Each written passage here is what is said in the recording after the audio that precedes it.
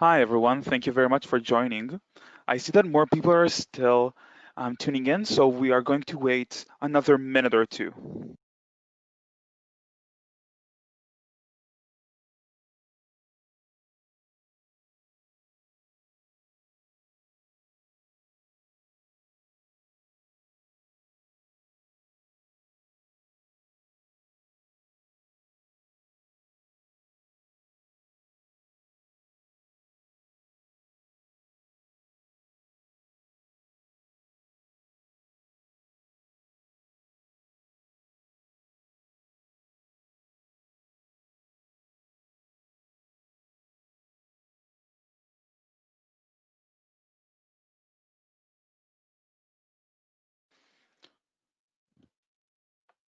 Okay, so thank you very much, everyone, for joining us today on our webinar. So I'm going to start with a bit of housekeeping. This webinar is being recorded. If you want to share this with a colleague, we'll go ahead and send an email with the recording after today's session. And of course, if you have any questions, please send them through the question box within the GoToWebinar panel. We'll leave some time towards the end for Q&A. You can also connect with us or BCX at any time after this session.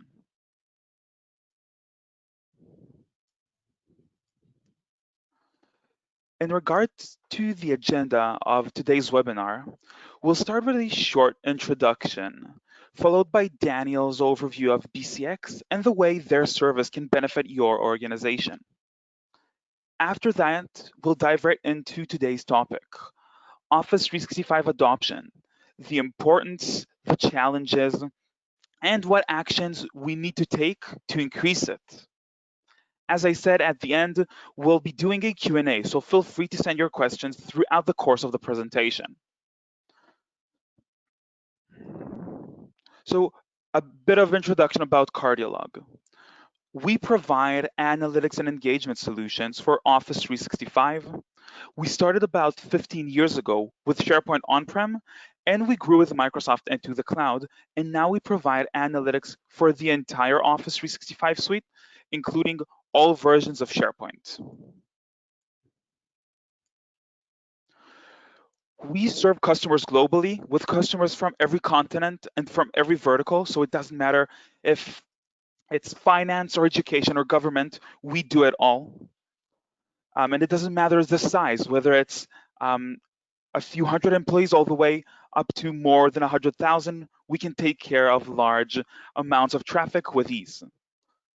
So now I want to introduce my colleague Daniel, who will take over and introduce BCX.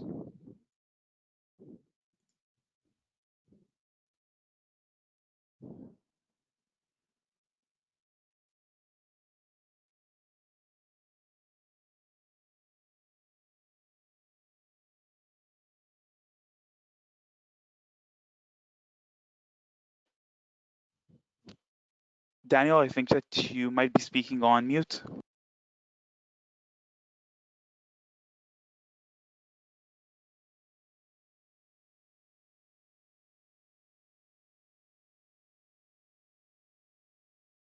Morning, everybody. Can you hear me clearly? Yes, great. Okay, so my name is Daniel Chileshe, and I'm a sales executive from BCX Zambia. And I'm very happy to be on this call today and give you an overview of what we are doing in Zambia to assist our clients to not just purchase Microsoft Office 365, but over and above acquiring the software, what offering we have to ensure that you drive utilization of this software. I'm going to give a quick overview of Modern Workplace just to ensure that we level set everybody. Can you see the presentation which I'm sharing? Yes. Okay. So Modern Workplace, which has evolved from what was traditionally Microsoft Office, which is, I think, the most predominant software that Microsoft produces other than Windows itself.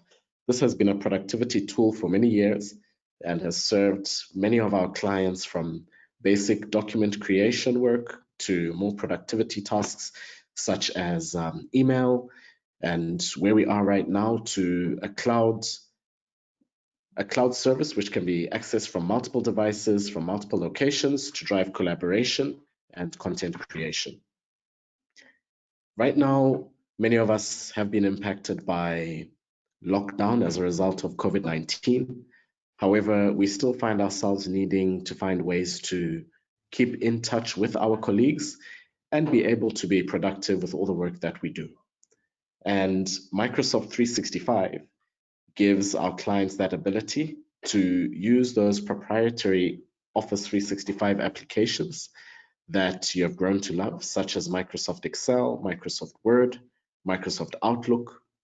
And in addition to that, additional services such as Microsoft Teams and SharePoint Online, stroke OneDrive for Business for document sharing and content collaboration. Microsoft 365 gives you the ability to host online meetings, as mentioned, and with the ability to sign into your Office applications with your online identity, you have the flexibility to use these applications across the device which best suits you at a given point in time during the day, whether it be your mobile phone as you're in commute from one place to another place, assuming you're using a Bluetooth hands-free, of course, whether it be a laptop in a public space or an iPad, or whether it be your fixed computer in your desktop environment. There are also some richer services that come from the Microsoft 365, such as Power BI, which, without going into too much detail at this particular point, this is the software which really looks at your analytics and business insights. And although an additional license is required to take full advantage of the advanced functionality, there are some basic analytical functionality that can be done from your standard Microsoft 365 suite. On the screen now, which is the final slide which I'm showing, you'll see the various products that come as part of the Modern Workplace Suite, which will be your Microsoft Teams for your conferencing and your instant messaging and presence functionality as you collaborate with your teams and your partners. Enterprise Voice, which currently is not available in Zambia. Power BI, as mentioned, which is the analytics.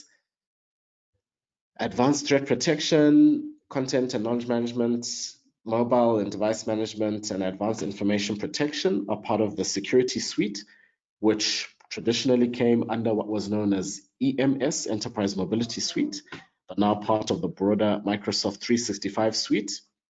And Microsoft Stream, which enables you to not just record perhaps conference calls that you might need to share later with your teams, but also the ability to share other video content internally as well as with external parties. Now, focusing on the bottom of the screen, as BCX Zambia, we are here to help our clients to envision what a modern workplace environment would look like for them. We are also here to assist you to purchase those licenses, either through a flexible cloud solution provider model, CSP, or your traditional enterprise agreement, which would be a longer term 3-year payment plan with Microsoft. Over and above that, we are a Microsoft Fast Track Ready partner, which enables us to deploy, or if we want to think of it in other terms, help you to install the software within your environment. And beyond the actual deployment and installation, we also have the ability to then ensure that we train you on how to use the various technology and ensure that you get the optimum value from your investment by strong adoption of these products and technologies. Omer, at that point, I'll pause on the Microsoft 365 and B6 offering.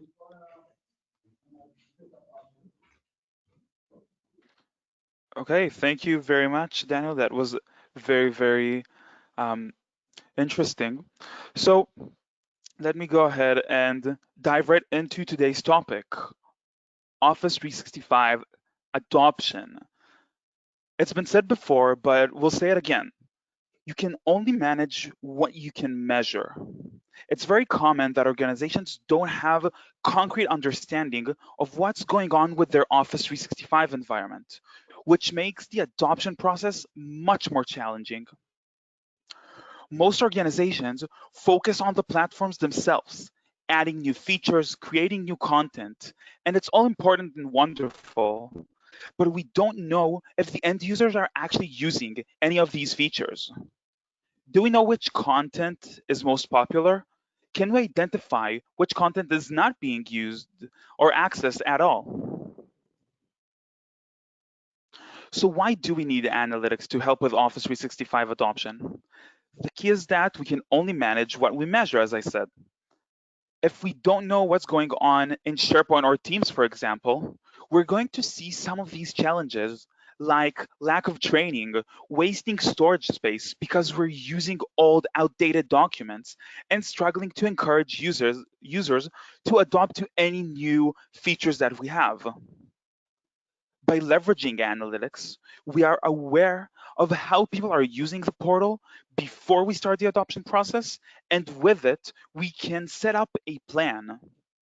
Afterwards, we have an adoption baseline rate to see if the process was successful, measure if people are using the different features, and adoption is increasing by being able to measure what's going on. And that's really the end goal that we help our customers achieve. Organizations may also have difficulty determining what they consider a success in adoption. What are the right measurements that organizations should use? Determining the metrics of success is a key factor in the project.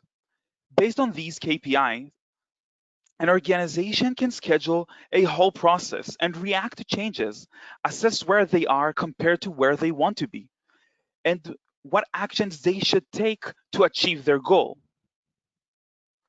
All of these metrics should be included in the success of an overall adoption plan. However, breaking these metrics down makes analyzing success and failure more actionable and measurable. By leveraging analytics, you can identify KPIs and uncover key insights about your portal usage before, during, and after your adoption plan. So a few additional examples of KPIs that we need to think about. Where is my Office 365 adoption lower? How many people are using the SharePoint portal? What are most users doing within Microsoft Teams? How should I plan for the growth of Office 365? What are my Yammer engagement level? What is the most popular SharePoint search term? Which documents are users sharing in OneDrive? And of course, many, many more.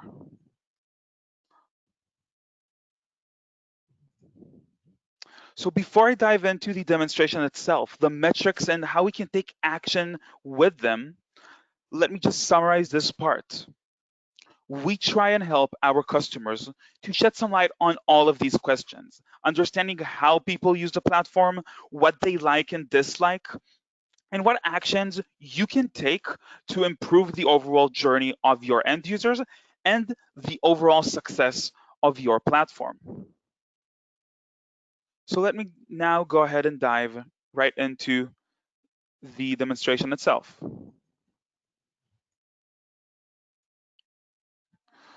So right now we are looking at Cardiolog Analytics as presented in Power BI. On the left side of my screen, you can see many tabs. Each tab is a pre-built dashboard that you will get from day one. So you don't have to spend any time creating your own dashboards, but everything is available for you if you wish to create something new or if you wish to customize anything that I'm going to show you now. To the right of that, we can see the portal tree filter or SharePoint's hierarchy. Here you can see that we are monitoring multiple environments at the same time. So if you are currently going through a migration or in the future, or if you just use SharePoint as a hybrid solution, we can monitor more than one environment, and it all goes in a single report, which makes the comparison between them much, much easier. As this is SharePoint's hierarchy, I can drill down here all the way to the smallest level of libraries and lists. And I can click on any of these pages, sites, subsites, and you can see how the entire dashboard will filter itself to show me data for this specific page. So we can see how many page views or how many users entered this specific page.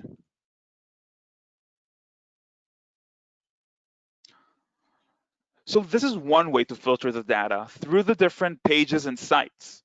But let's say that you are very invested into a specific type of content, like discussions or videos or blog posts.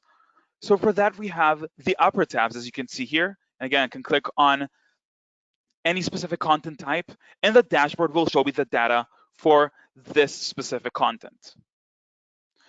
And the great thing about this is that we can take multiple filters and combine them at the same time. So we can choose multiple pages or even multiple sites. And out of these specific pages, we can take a look at videos or documents. Now let me full screen the table at the bottom of my screen. Here we can see a list of all of our pages and some basic metrics: the page views, the last page view, average duration, and the owner of this page. By default, I'm showing you the most viewed pages, but I can also go the other way around and show you the least viewed pages, or in this case, pages that have not been viewed at all. And now you know that you can take action.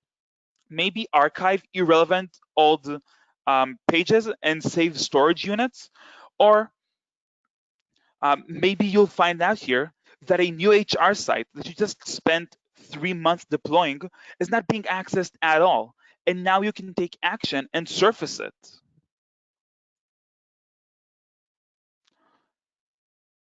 Next, I want to take a look under the adoption column about the usage throughout the different departments. So if you want to go through a training process, but you only have a certain amount of budget for it, you know which departments need it the most. But I can also drill down here and take a look by individuals, which users use SharePoint and which users don't use SharePoint. At the top right corner of my screen, you can see a timescale that takes us about a year from April to March, but I can modify this timescale and take a look at any period of time I want to experience. This helps us understand the progress of the adoption. We can compare throughout the weeks or throughout the month the adoption rate. We can see if people use some features that we are more interested in more now compared to the same month last year, or just to see the increase of usage over weeks.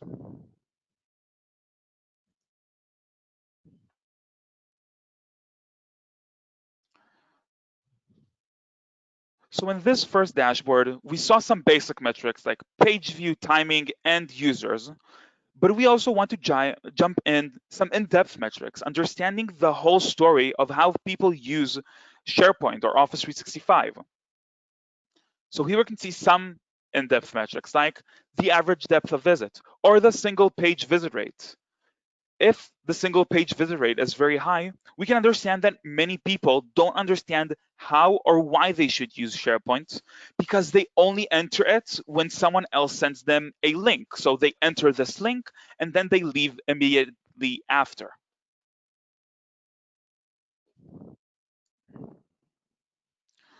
So sometimes taking a look at all these different metrics can be overwhelming. How can I quantify page views? So we want to help you with that as well. We want to show you the bottom line. How much time and money are being lost for misuse of Office 365.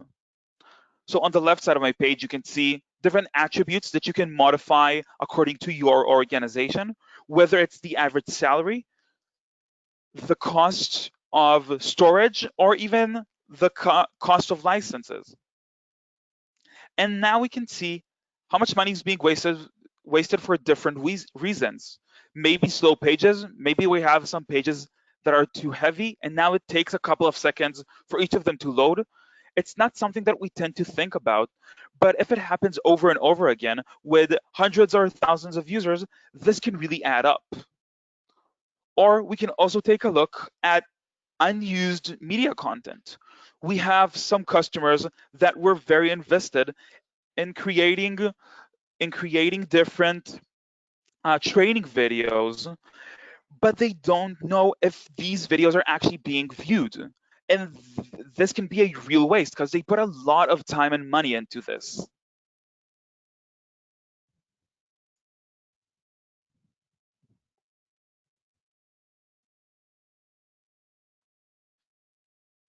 Next, let's take a look at search. What are people searching and what results they're getting in SharePoint? So at the bottom left side of my page, we can see the top search terms. And if I'll click on benefits, which is the most searched term, and can see at the top left corner that benefit has been searched almost 1,200 times. So 1,200 times 60 seconds per search, that's a huge waste of time for your organization.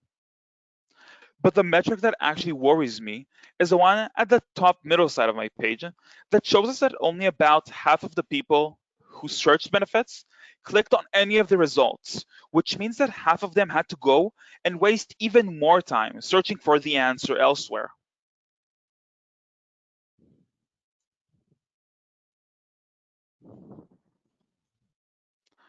Next, we can take a look at the pages themselves. How long does it take for them to load? So we can see the list of the pages and their load time.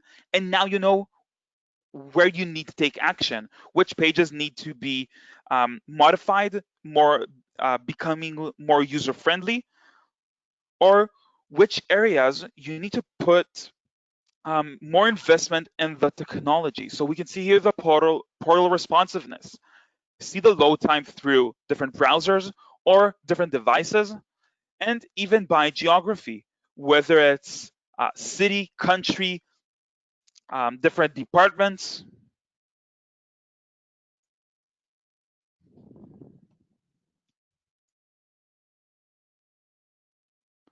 Next, we'll take a look at page interactions. So under the page interaction, we can see all of the pages in SharePoint. And if I click on this home page, we can see all of the elements that we have in this page. So here we only have 3. We can see the type of element and how many times people have interacted with this element.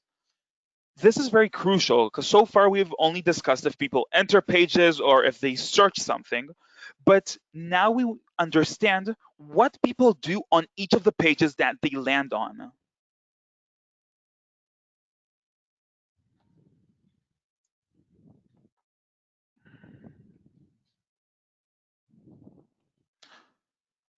Here we want to take a look at external links, links that takes you outside of SharePoint.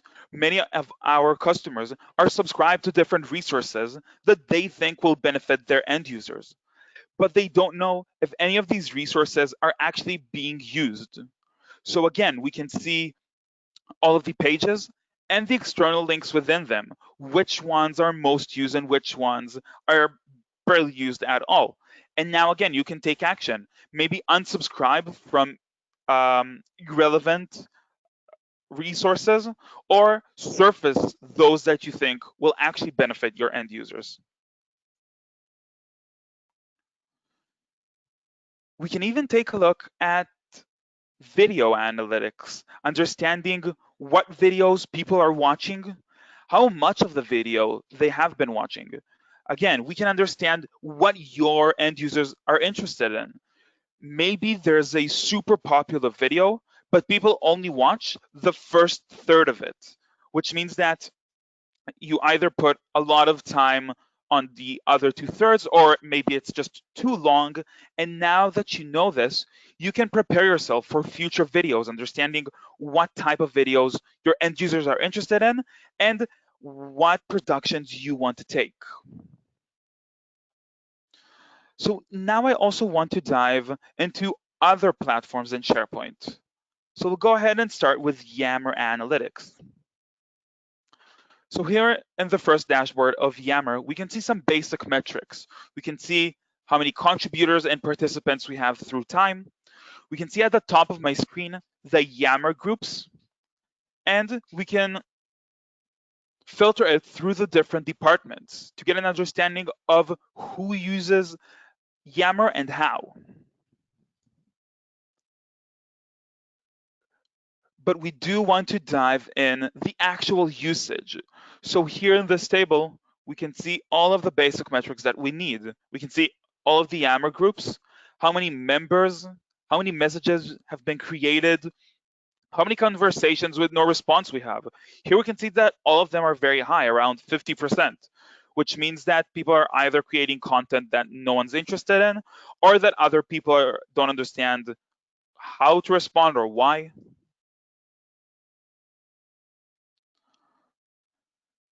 And I also want to dive a little bit into Microsoft Teams analytics. As Daniel said, we've seen how the past 6 months have affecting all of us, and working from home has been crucial. And in it, Microsoft Teams have been um, more crucial than other things in making sure that people are still in touch and productive. So here we can see the amount of teams that we have, the amount of teams that are being created through time, public versus private messages, and the basic metrics around the teams themselves. Again, we can see the teams through the number of members, the number of messages each team has.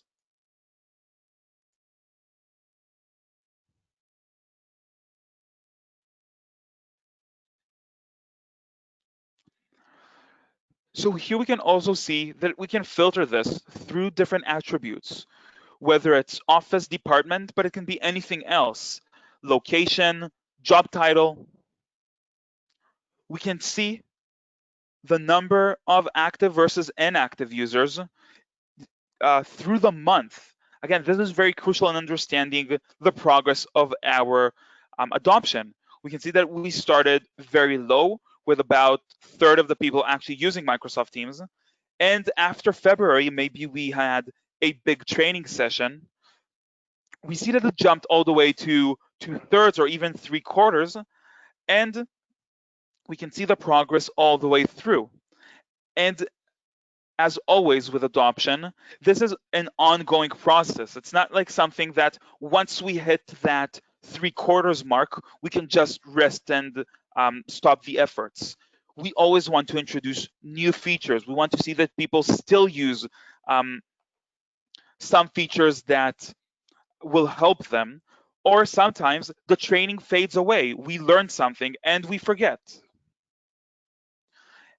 And in this dashboard, we can also see the meetings and calls that people are having in Teams. Again, we can see it through time to measure the adoption, but we can also understand how many meetings and calls we are having through the different departments to understand which departments are actually using this feature. And it's very important to understand here that the fact that the meetings or calls number is low doesn't mean that people don't talk to each other. It just means that they are talking somewhere else. And we want to make sure that we direct them to Microsoft Teams to make sure that everyone's on the same page, everyone is contacting each other in the same channels. And at the top right corner, you can see the access type to Microsoft Teams, whether it's the computer or the app on their phones. Here we can understand how fluent people are in using Microsoft Teams.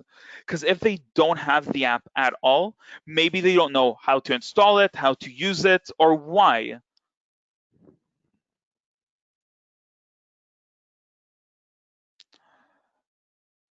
Next, we can dive a little bit more. So if you look at the top side of my page, you can see that I can filter through the teams. So I can choose any specific team.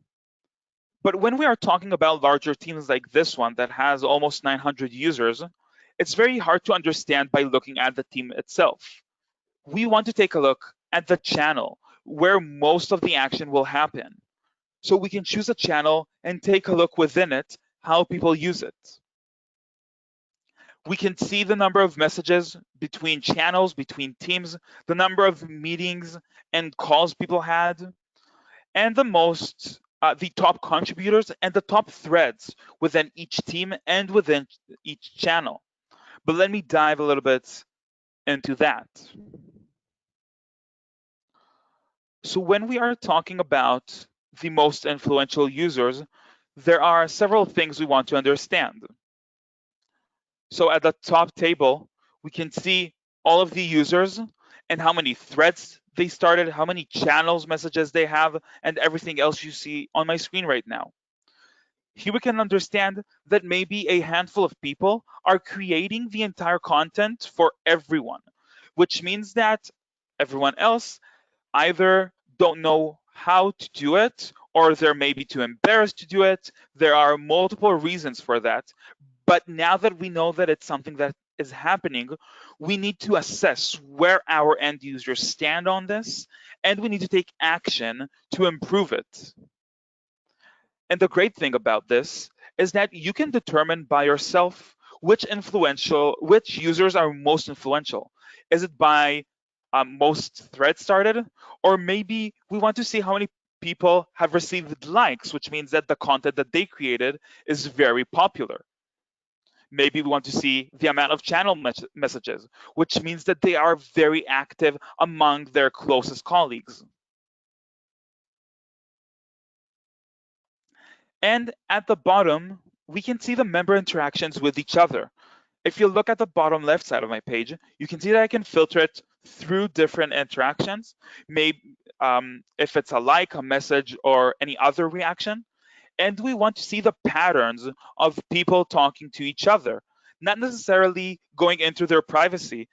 But as I said before, if team members don't talk here, they talk somewhere else, and we want to make sure that we direct them back here. And lastly is the most influential content. We've learned that more and more people are using Office 365 and specifically Microsoft Teams as the gateway to their entire workday. So now they can modify documents, work in SharePoint, all in Teams. And we want to see that. At the bottom left side of my page, you can see the top threads, again, to understand what people are more interested in. But we can also see the attachments that people add to their teams. And we can see the content shared in different tabs in each team or channel. And we can also see the apps that are being used and shared in Microsoft Teams. Maybe a lot of people in a specific department are using the regular Office, Word, Excel sheets, or maybe other departments are really taking in Power BI or even working in SharePoint and Microsoft Teams. We want to measure all of it to understand the real usage of Office 365.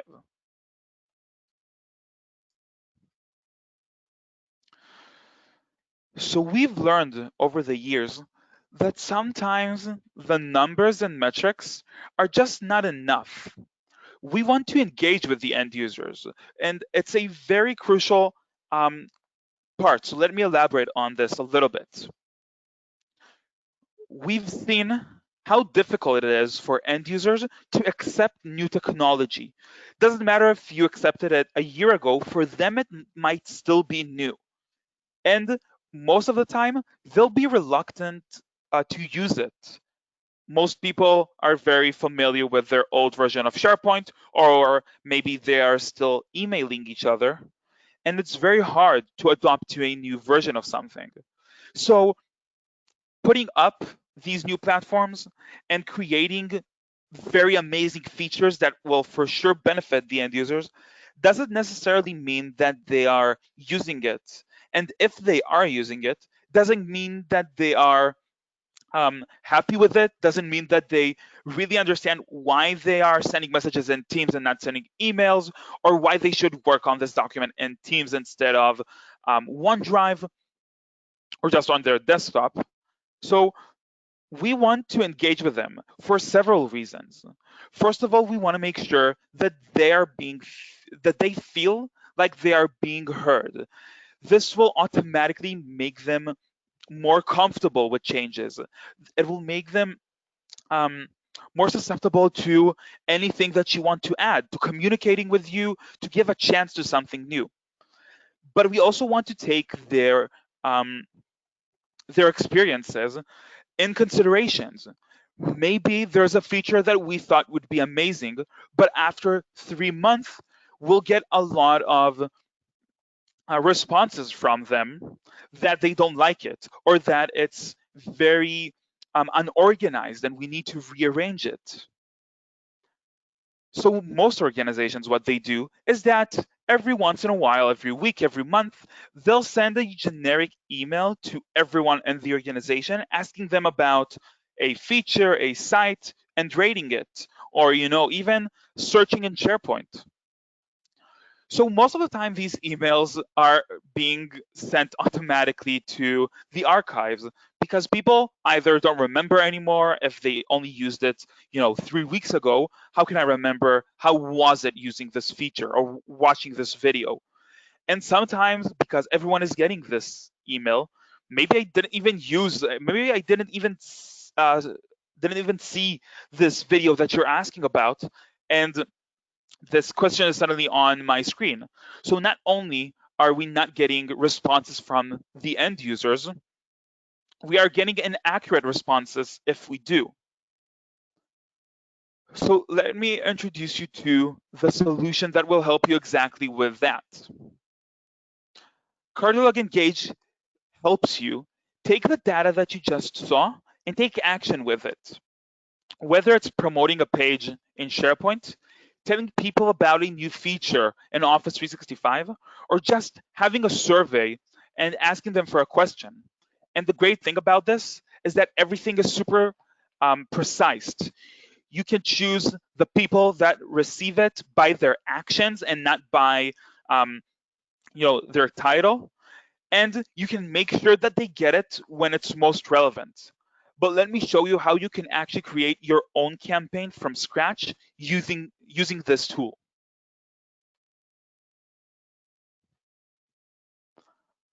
So first we'll choose the audience. Maybe it's everyone, telling them about the deployment of a new feature in Microsoft Teams. Or let's say that our goal is to drive adoption, and we've learned that the marketing users are not really using Yammer. So maybe I want to get in touch with them. So users who belong to marketing. But as I said, we don't want to send messages to everyone within marketing because 30% do use Yammer. So we only want to contact the inactive users. So users who did not visit for more than 14 days. Next, we'll choose the channel. Maybe it's an in-app message, like a pop-up that appears on their SharePoint screen, or let's say a header when they open SharePoint's homepage with a link that leads them to a training video about Teams or to a new HR site that will help them with what they have asked for. This in-app message can also be a notification in Teams. So if they are not using Teams, it's always closed on their computer, they'll get a notification and now they'll open it, see that it's a question that is relevant to them that asks something about their usage, and now they will want to review it. Maybe they'll see the link that you sent in this message. But let's say that we have a group of people that are super old fashioned, they only want to use email. So maybe they'll get a targeted email or even a text message with a link that will send them help. This is super helpful when we are talking about different apps. So if someone doesn't understand how to download the app, how to use the app, you can send it straight to his phone, a link with a download option and maybe with a training video or just an explanation of how the process works. Next, we can text and design it in any way you'd like. We can write a title and have a description. Maybe we want to ask them,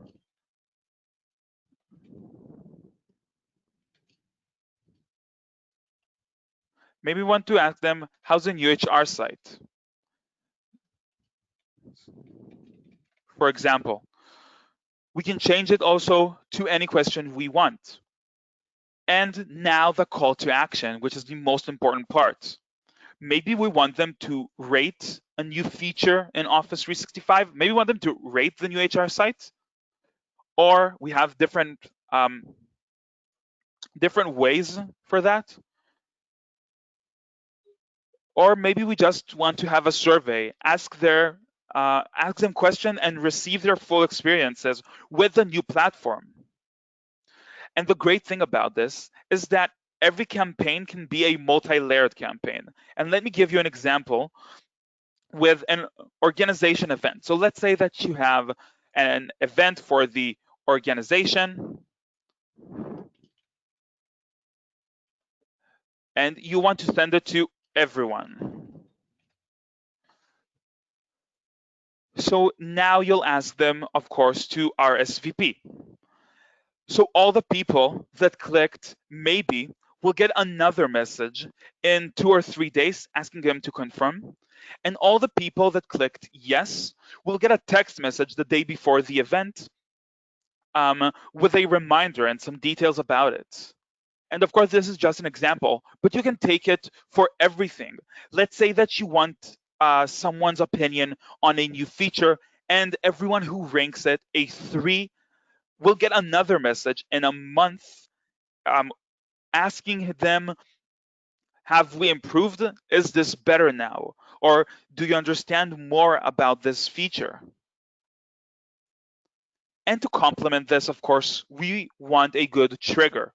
Maybe it's scheduled next Monday morning when we are deploying a new site, or maybe it's triggered by a certain action. When they're scrolling down a page in SharePoint, 30%, when they're interacting with a feature in SharePoint, when they're clicking on something and then the pop up appears, or let's say when they're viewing a search result for more than 60 seconds. So imagine someone just searched benefits, as we've seen before, and he's going through the results, not clicking on any of them because none of them actually answers what they're looking for. And while they're failing to find an answer, the pop up appears on their screen asking him, "Hi, what are you looking for?" or "What went wrong?" And this could be for everything. So, for my previous example about rating a feature, so they can get a message when they click on a feature asking them to rate them. And all the people that rate it 3 stars, for example, will get a message in a month, but not just generic email in a month out of nowhere. When they use this feature again in a month, then they'll get another message asking them what went wrong, or are you happy now with this new feature? Is this better? So we've seen here that there are many actions that we need to take to improve our adoption. We need to first set up the process. What are our goals? Then we need to break these goals into KPIs because just saying, 85% of usage is very hard to understand and measure. So we want to break it down to specific metrics. We want X department using this platform X amount of time. After that, we want to stay tuned at all times. So many people think that they will just start a process. They were very responsible. They created all of these new features, and then they created a process to increase the adoption, and then they just let it roll for 6 months. But we want to take a look at these data points all the time and understand maybe we want to redirect this process. Maybe one aspect, like a training session or a new video that we thought will skyrocket the adoption rate, is not working as expected and we need now to put more effort. Maybe we thought that the IT department would be more um, approving of new features, but actually they're not. So now we need to take more action there. We need to understand that sometimes navigating through the process of increasing adoption can not only be challenging, but can also change while we're doing it. You can be right in the middle of a new process and still understanding that it's not working and stopping it midway to start something new.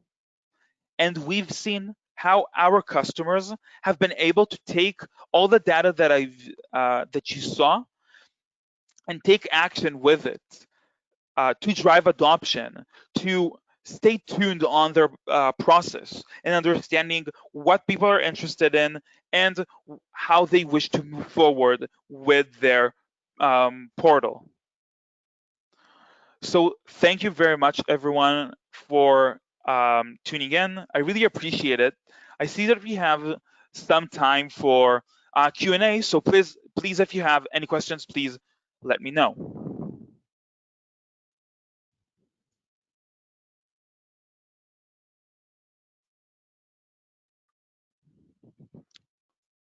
Okay, so I see that Rachel is asking, what is the licensing for this? So let me explain that. We have two options of licensing in this analytics and engagement tools. The first one is a SaaS solution, which means that it's all in the cloud. Um, it goes on our side of Azure. Very easy to use, very easy to update. We update it for you. Um, and the great thing um, about this is that it integrates automatically into your environment and it doesn't affect the way that it works at all. It goes on the back end and you don't need to take any actions on the responsiveness of the portal. But as I said, there are two options. So we have the SaaS option and also the on-prem version. If you wish to keep everything in-house, you can purchase it and implement it on your servers and just have it um, stay in-house. And I see that there's a follow-up question that Andrew is asking. Can we use the on-prem version on SharePoint Online? And the answer is yes. You can use any version of Cardiolog, whether the on-prem or SaaS, on any version of SharePoint. So you can use Cardiolog SaaS for monitoring SharePoint 2013, and you can use Cardiolog on-prem to monitor SharePoint Online. Yes.